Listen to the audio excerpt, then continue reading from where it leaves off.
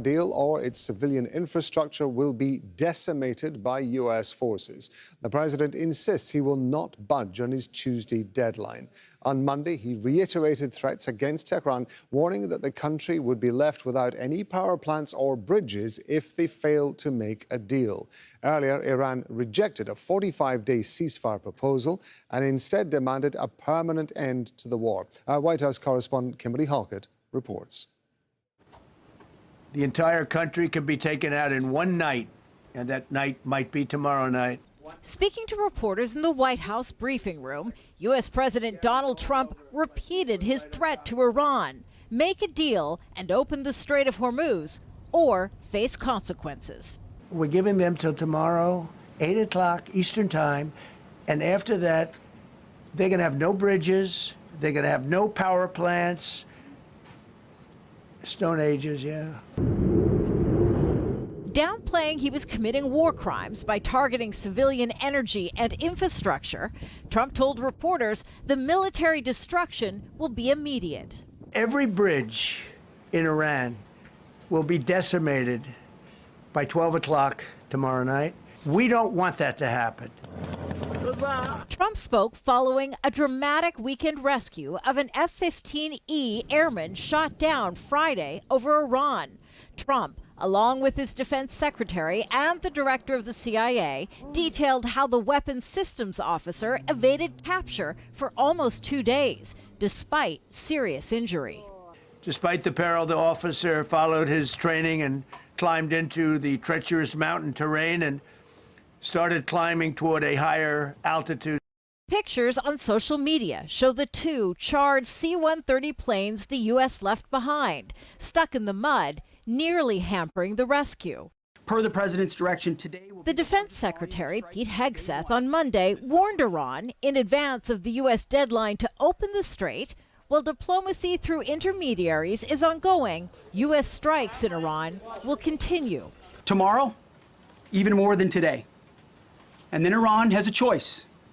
Choose wisely, because this president does not play around.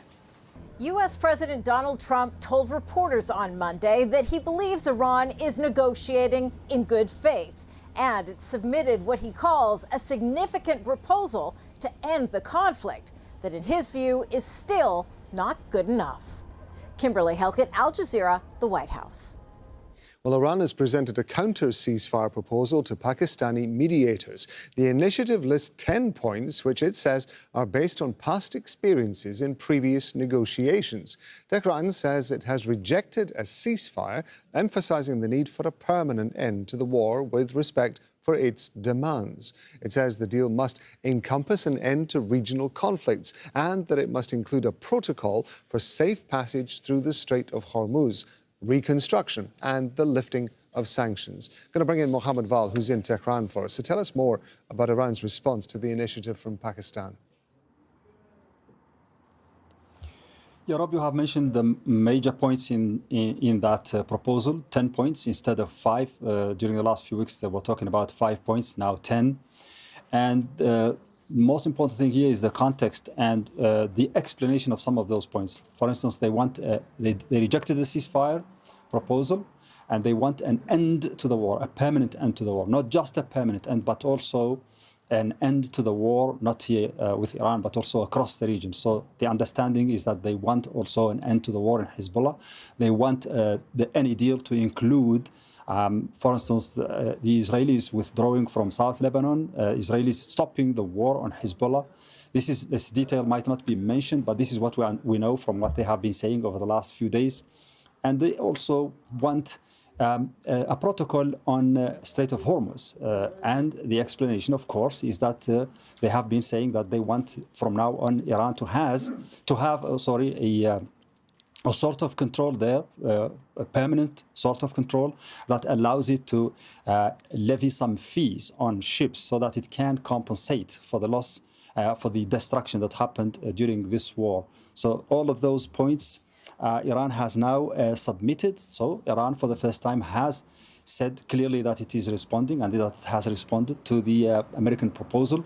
But it has these points, and it's not about to compromise on them because they think that any ceasefire that is not permanent and that is not comprehensive across the region. It means a return to the war anytime in the future, and that's what Iran doesn't want to see happening.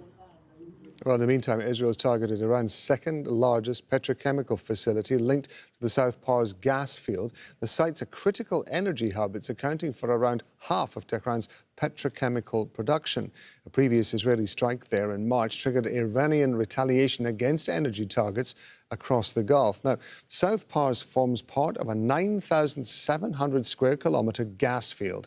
It's the largest on Earth and it's jointly held by Iran and Qatar. It's the backbone of Iran's energy. It supplies around 80% of the country's domestic natural gas. Stretching beneath the Gulf, the field is divided. Roughly 1/3 lies within Iran's territory as South Pars, while the larger part extends into Qatari waters, and it's known as the North Dome Field. We're going to go back to Mohammed Val in Tehran. So we have a second attack on this crucial petrochemical facility. Yeah, and we know that when the first attack happened, Iran retaliated by hitting back at Qatari LNG facilities in Ras Laffan. And they have been saying ever since that if anything of the same kind happens again, then they will do the same. So this is the problem, because this facility in particular, because it is the biggest, the largest in Iran, is a red line for Iran. It's just included in those facilities that have to do with the survival of the country. And they have been saying that they will not tolerate any aggression against that facility. So now the good news is that it hasn't been destroyed in this second attack. Two units that provide electricity to the main facility have been hit. And the authority is trying to contain that damage, trying to fix, to repair what happened. But this is a red line, as I said again, and it means that there is a new escalation. Americans and the Israelis at the same time, when they say that they want compromise, they want peace, they want negotiations, every single day what they do, according to the Iranians here, is contradictory to those statements of desire for a compromise with Iran or a kind of deal. The actions on the ground for Iranians are sufficient to indicate that the Americans and the Israelis are still bent on destroying the country completely, and that's why Iran is retaliating and is also augmenting the amount of rhetoric and even the amount of retaliations that it is exacting on the Israelis particularly, and also in the region. Bringing us up to speed from Tehran, that's Mohammed Val.